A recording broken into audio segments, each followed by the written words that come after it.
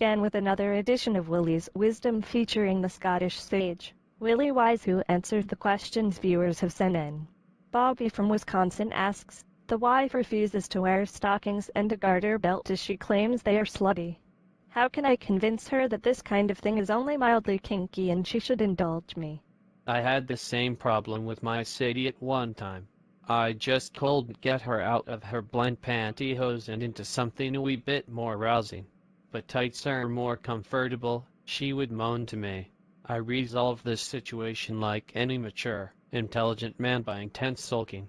And Raymond from Dusseldorf has this problem. Help. My wife has become a vegetarian and won't even touch meat, never mind cook it for my dinner. I haven't seen a pork chop or bit of steak for weeks and I'm fading away to a mountain. How can I get her back to normal? In dealing with veggies you have to be devious. If she's turned that way because she loves animals so much she refuses to eat them, ask her why she hates vegetables, why such a vengeance. Alternatively, turn her own logic on its head. She's probably always doing veggie versions of real food, so if she's been palming you off with soy mince, volunteer to do the cooking and give her beef olives. While Darren from Cardiff would like a solution to this. I've been smoking 20 a day for 30 years and just can't stop. I've tried everything, patches, gum, the lot, and I was even a dartboard for an acupuncturist for a while. At one point I was so desperate I asked my pal Big Charlie to thump me if he ever saw me with a cigarette. He cracked my jaw on the left side, but I still managed to inhale through the right side of my mouth. How do I stop? The only guaranteed way to stop smoking is to seal up every orifice in your body using industrial-strength superglue. This will ensure that you have nowhere to stick your cigarette. It will also ensure that you are dead due to lack of oxygen, but this is a small price to pay to become a non-smoker. Hector from Arizona has a problem with his grandmother. He writes, my grandmother is considering becoming a professional wrestler and is having difficulty in deciding what to take as her stage name.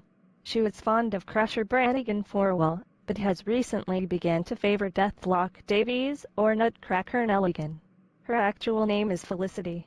She is a big fan of yours and would appreciate any help you could give. Tickets for ringside seats for her debut are on offer if you can come up with anything.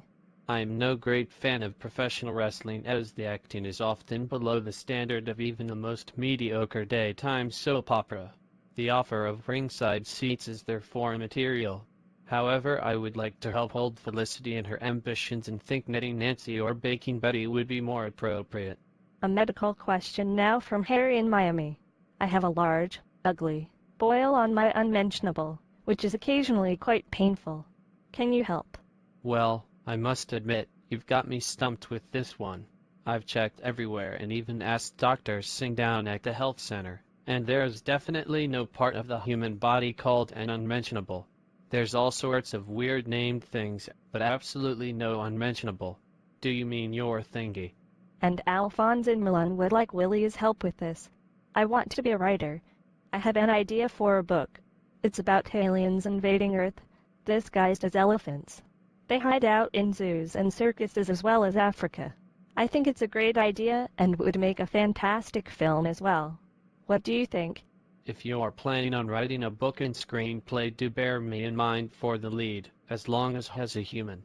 I'm a bit overweight, but I don't think I could manage an elephant.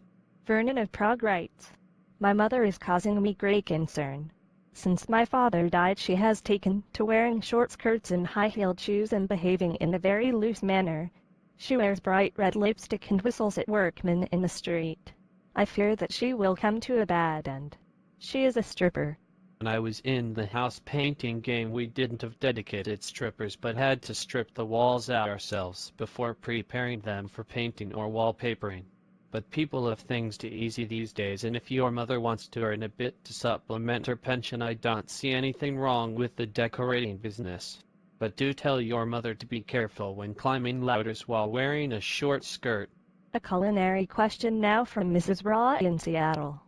We have recently moved to Seattle in the USA from India as my husband is a software engineer. My problem is that I cannot convince my children to remember their heritage by eating our traditional curries. Instead, they prefer to eat hamburgers and pizzas and suck like with their American friends. What can I do? That's no problem at all, if ye follow my advice. Just take your hamburgers and whatever and stick them in your curry, buns and all, making a hamburger curry. I can fair do that fusion. That's all for today, but we end with a special bonus for you. A picture of Willie's hometown of Bandung, his favorite pub, the horny goat and his lovely wife, Sadie. Bye for now.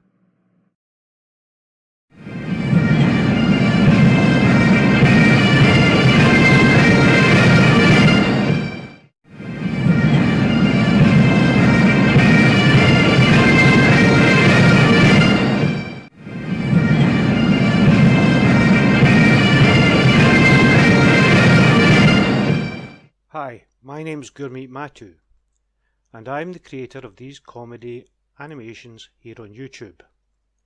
If you enjoyed them, hit the like button, subscribe to my channel, and if you'd like to support my work, you can do that by visiting patreon.com/gurmeetmattu. Thank you.